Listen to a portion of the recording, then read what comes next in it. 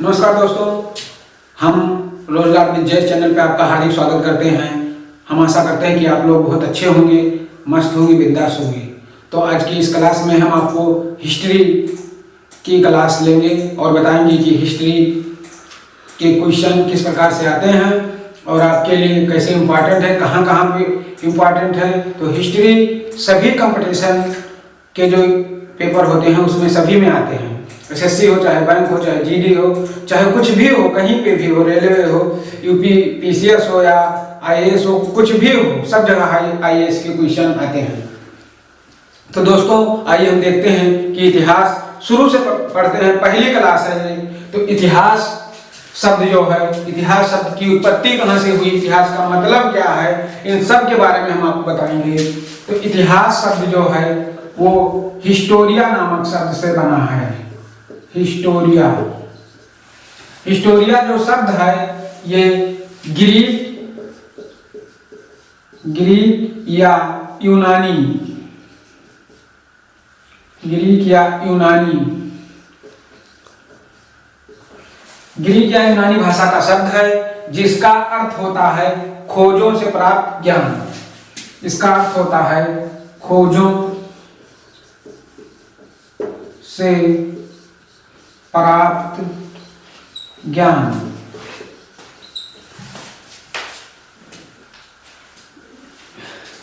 और तो इतिहास शब्द के बारे में आप जान गए। इसके बाद आप ये जानेंगे कि इतिहास के जनक कौन हैं। तो इतिहास के जनक हेरोडोटस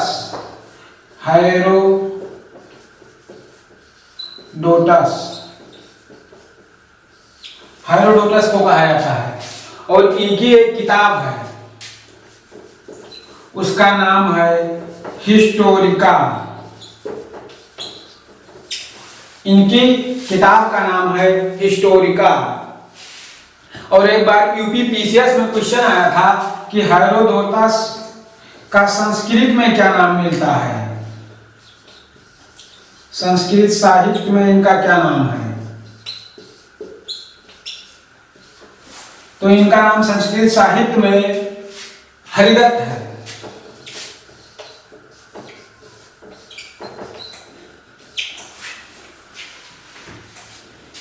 हेरोडोटस का नाम संस्कृत साहित्य में हरिदत्त लिखा था। ये यूपी पीसीएस में आया हुआ क्वेश्चन है।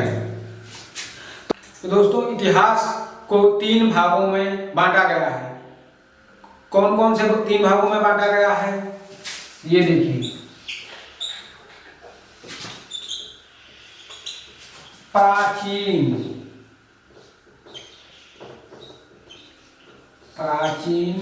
भारत का इतिहास, प्राचीन भारत का इतिहास। मध्यकालीन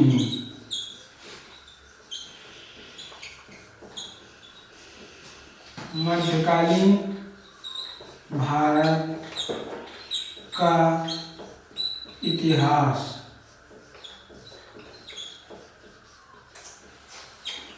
आधुनिक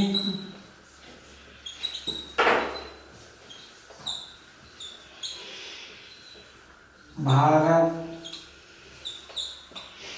का इतिहास।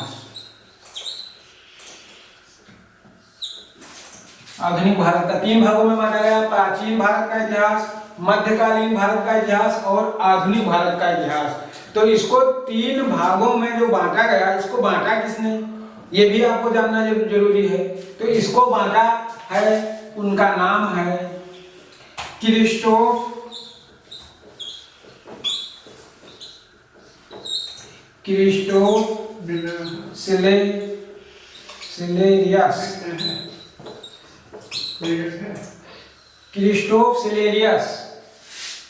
सिलेरियस नामक व्यक्ति ने इतिहास को 3 भागों में बांटा है।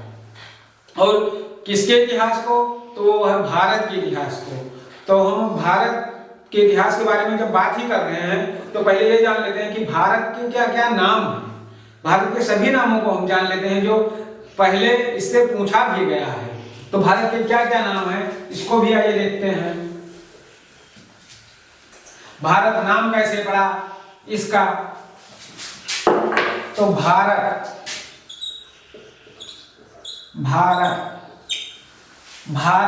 नाम राजा दुष्यंत हुए थे और उनके जो पुत्र थे भरत, उनका नाम भरत था, तो उन्हीं के पुत्र भरत के नाम पे, भारत के नाम पे हमारे देश का नाम भारत पड़ा।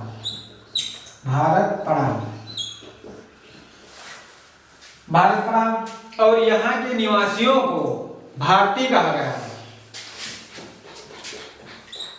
यहाँ के निवासियों को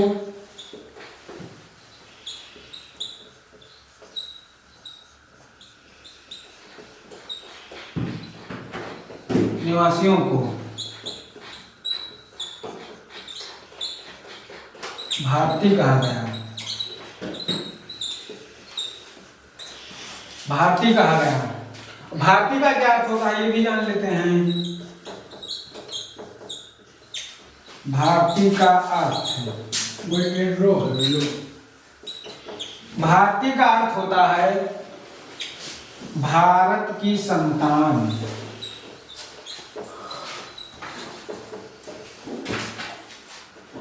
भारत की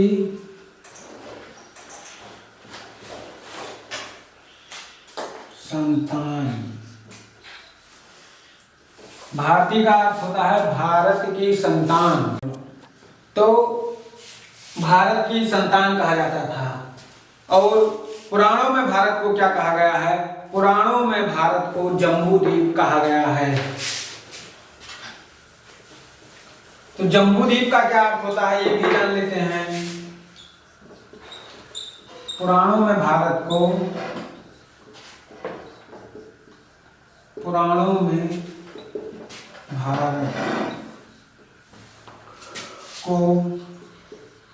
जम्बूद्वीप कहा गया है।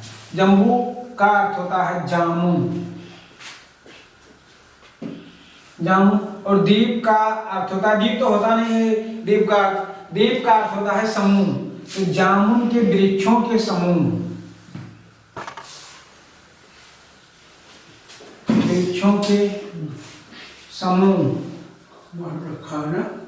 की अधिकता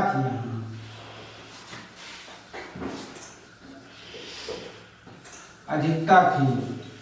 इसीलिए इसको जम्बूद्वीप कहा गया। भारत में आर्य लोग जो आए ये मूलतः ईरान के पर्सिया की जगह से आए थे। और ये सिंधु को, जो सिंधु नदी थी हमारे यहाँ, सिंधु,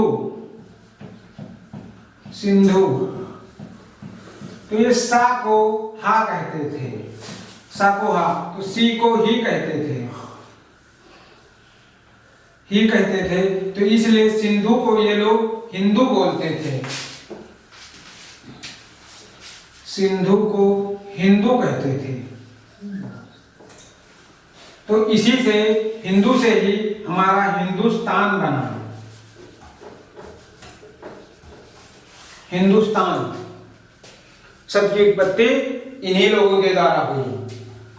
उसके बाद यूनानी लोग भी आए।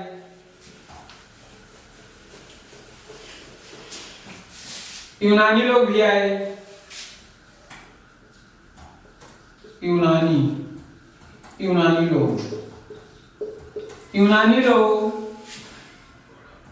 सिंध को इंड कहते थे।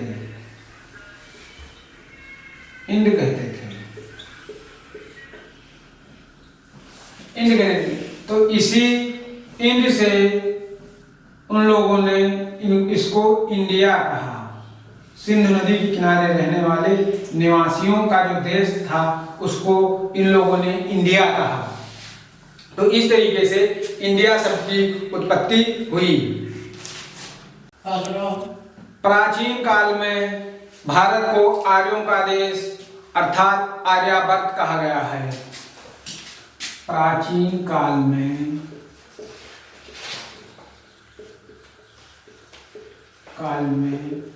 भारत को आर्यों का देश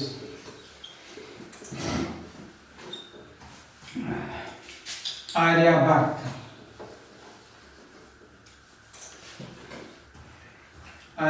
कहा गया।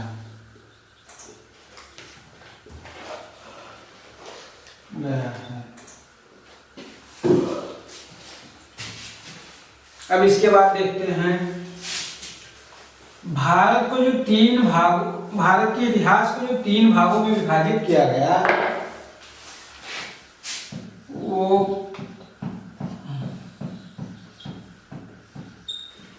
प्राचीन भारत का इतिहास,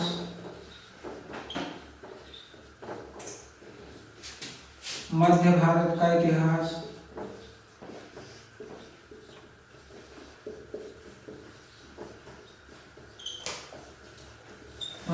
इतिहास, और आधुनिक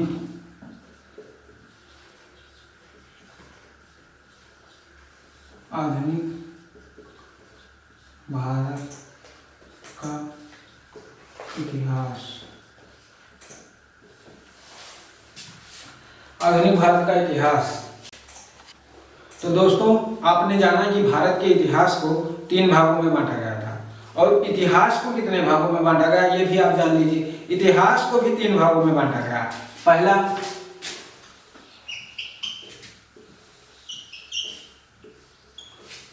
प्रागैतिहासिक काल,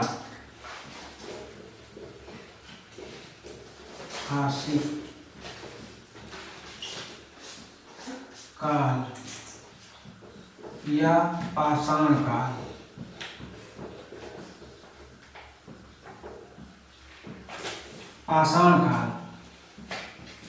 दूसरा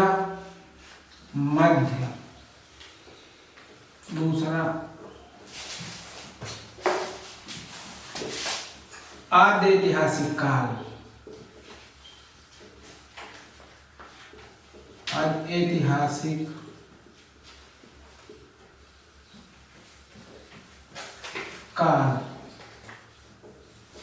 तीसरा ऐतिहासिक काल।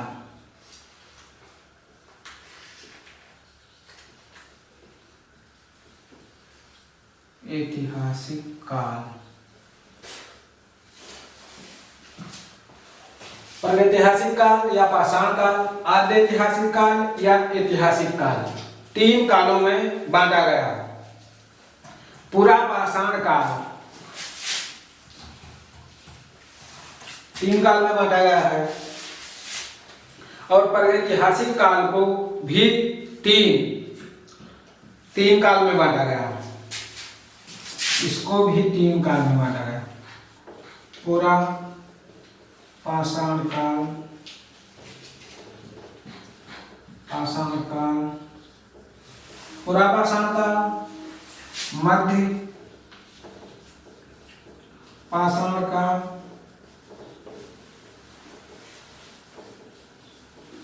मध्य पाषाण काल, और नवपाषाण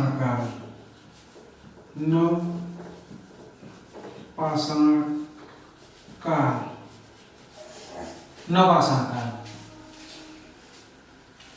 प्रागैतिहासिक काल या पाषाण काल को 3 काल में बांटा गया। पूरा पाषाण काल, मध्य पाषाण काल और नवपाषाण काल। तो पूरा पाषाण काल के लिए केवल एक ही क्वेश्चन आता है, वो क्या है? शिकार।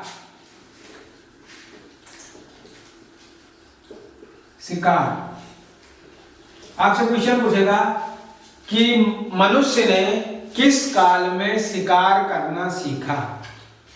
तो मनुष्य ने पूरा पाषाण काल में शिकार करना सीखा। तो मनुष्य शिकार तो पूरा पाषाण में करने लगा, लेकिन मध्य पाषाण काल में इसने क्या किया? तो मनुष्य जब शिकार करना सीख गया तो उसने सोचा कि इन जानवरों को अगर पालतू बना लिया जाए तो भी हमारा कुछ काम में करेंगे। तो उसने मध्य पाषाण काल में पशुपालन, पशुपालन का काम किया। तो आपसे क्वेश्चन पूछेगा कि मनुष्य ने पशुपालन का काम किस काल में सीखा? तो मनुष्य ने मध्य पाषाण काल में पशुपालन का काम सीखा। और एक क्वेश्चन आता है आग की खोज, आग की खोज किस काल में मनुष्य ने की? तो वो भी पूरा पाषाण काल में ही शिकार करना सीखा, प्लस आग की खोज की इसने।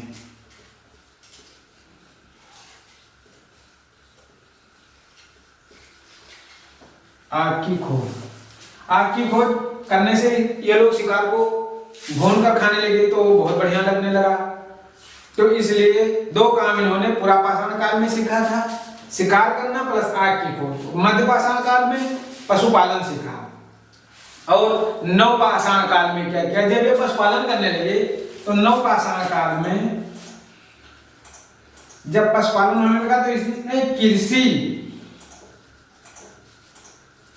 का काम भी सीखा, काम भी सीखा,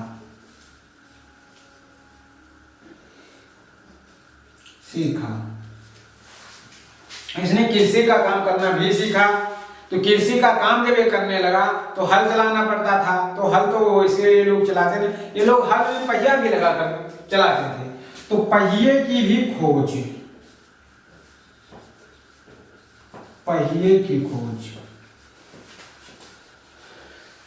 दोस्तों, पहिए की खोज भी इन्होंने नव पाषाण काल में सीखा।